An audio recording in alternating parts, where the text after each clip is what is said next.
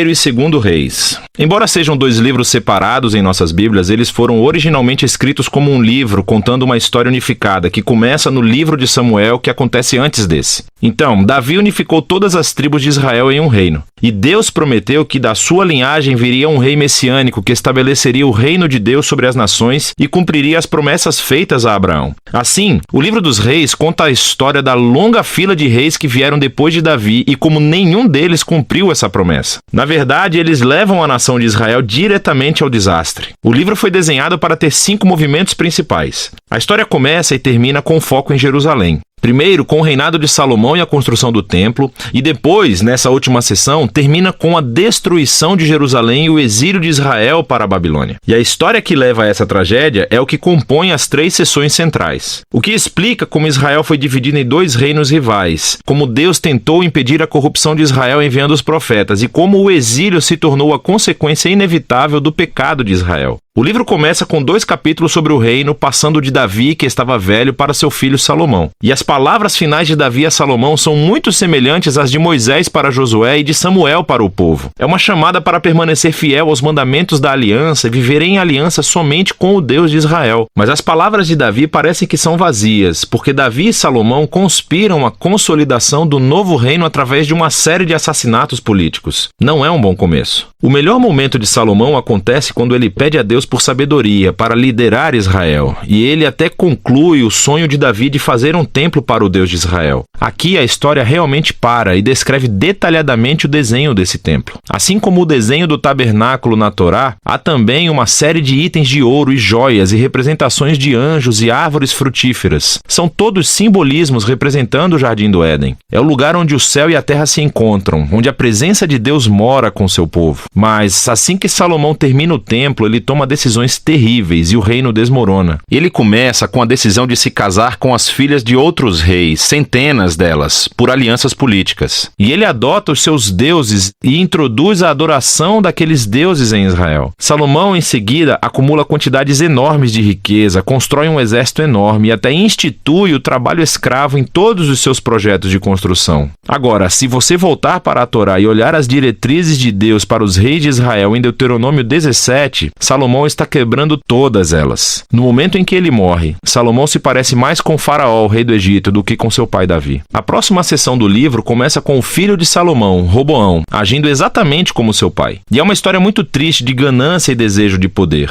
Ele tenta aumentar os impostos para o trabalho escravo. E sob a liderança de Jeroboão, as tribos do norte rejeitam essa ideia, rebelam-se e se separam e formam seu próprio reino rival. Agora, na história, você tem o reino do sul, Judá, centrado em Jerusalém, com os reis da linhagem de Davi. E esse novo reino do norte, chamado Israel, cuja capital eventualmente será Samaria. Jeroboão também constrói 2 novos templos para competir com o templo de Salomão no sul. Ele coloca um bezerro de ouro em cada um para representar o Deus de Israel. A conexão com o Êxodo 32 e o bezerro de ouro é bastante explícita. A partir desse ponto, a história vai e volta de norte a sul, traçando o destino de ambos os reinos. Cada um teve cerca de 20 reis sucessivos, e à medida que o autor apresenta cada rei, ele avalia o seu reinado através de alguns critérios. Eles adoravam somente o Deus de Israel ou instituíam adoração a outros deuses? Eles confrontaram a idolatria que existia entre o povo, e eles permaneceram fiéis à aliança que fizeram com Davi ou se tornaram corruptos e injustos. E de acordo com esses critérios, o autor não encontra bons reis no norte de Israel, 0 de 20. E então, no sul de Judá, apenas 8 dos 20 recebem uma classificação positiva, o que conecta ao outro grande propósito deste livro. E esse é o de introduzir a função dos profetas, figuras-chave na história de Israel.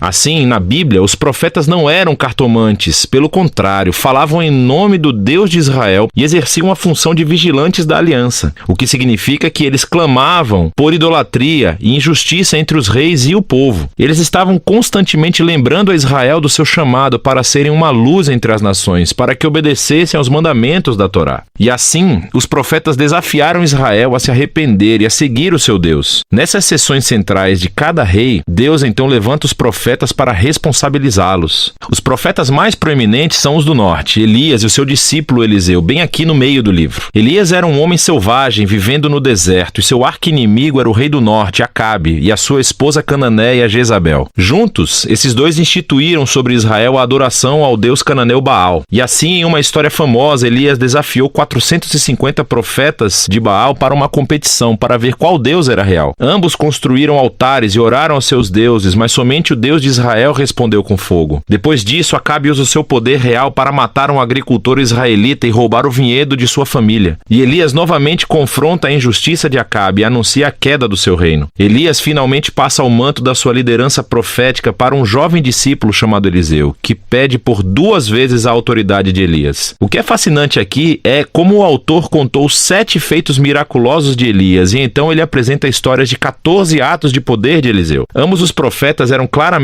homens notáveis e desempenharam o mesmo papel, confrontando os reis de Israel por idolatria e injustiça. E, infelizmente, eles não conseguiram afastar Israel da apostasia. Na próxima sessão, o reino do norte é abalado por uma revolução sangrenta iniciada por um rei chamado Jeú, que destrói a família de Acabe. E embora Jeú tenha sido inicialmente enviado por Deus, sua violência simplesmente ficou fora de controle e cria esse ciclo de assassinatos políticos e rebeliões das quais Israel nunca se recuperou. Depois de Jeú, acontece uma série de golpes de Estado, e cada rei segue outros deuses e permite injustiças horríveis. Tudo isso leva ao capítulo 17 de 2 Reis. O grande império mau da Assíria desce e acaba completamente com o reino do norte. E a cidade capital de Samaria é conquistada. Os israelitas são exilados e espalhados pelo mundo antigo. Agora, o capítulo 17 é fundamental. O autor interrompe a história e oferece essa reflexão profética sobre o que acabou de acontecer. Ele culpa a queda do reino do norte pela idolatria e infidelidade da aliança de Israel e seus reis. E assim Deus permitiu que eles enfrentassem as consequências das suas decisões. O movimento final do livro conta a história do solitário reino do sul. E aqui encontramos alguns reis muito heróicos, como Ezequias, que confia em Deus quando os exércitos da Assíria batem a porta de Jerusalém. Ou Josias, que descobre esse pergaminho perdido da Torá no templo. Ele começa a ler, sente-se convicto e institui reformas religiosas para remover a idolatria e as influências cananeias na região. Mas Judá está longe demais. O rei bem no meio desses dois, Manassés, é o pior de todos. Ele não só introduz a adoração a estátuas no templo de Jerusalém, como também institui o sacrifício de crianças. E assim Deus envia profetas para dizer que o tempo acabou. Israel atingiu seu ponto sem retorno. Os capítulos finais contam a história do Império Babilônico invadindo Jerusalém, destruindo o templo e levando o povo e a linhagem real de Davi para o exílio. Assim, a história termina e nos deixa a pensar: será que Deus está cansado de Israel? Será que ele está cansado da linhagem de Davi? Bem, o parágrafo final avança cerca de 40 anos até o exílio e conta uma história muito estranha. É sobre Joaquim, um descendente de Davi, que teria sido rei se retornasse a Jerusalém. O rei da Babilônia o libera da prisão e o convida a comer na mesa real pelo resto de sua vida, e o livro termina. Não nos diz muito, mas é uma história que dá um vislumbre da esperança de que Deus não abandonou a linhagem de Davi. Então a questão agora é: como Deus irá cumprir as suas promessas a Abraão, a Davi? Como ele vai abençoar as nações e trazer o reino messiânico? E para responder a essas perguntas, você precisa ler sobre a sabedoria nos livros proféticos. Mas por enquanto, esse é o livro dos reis.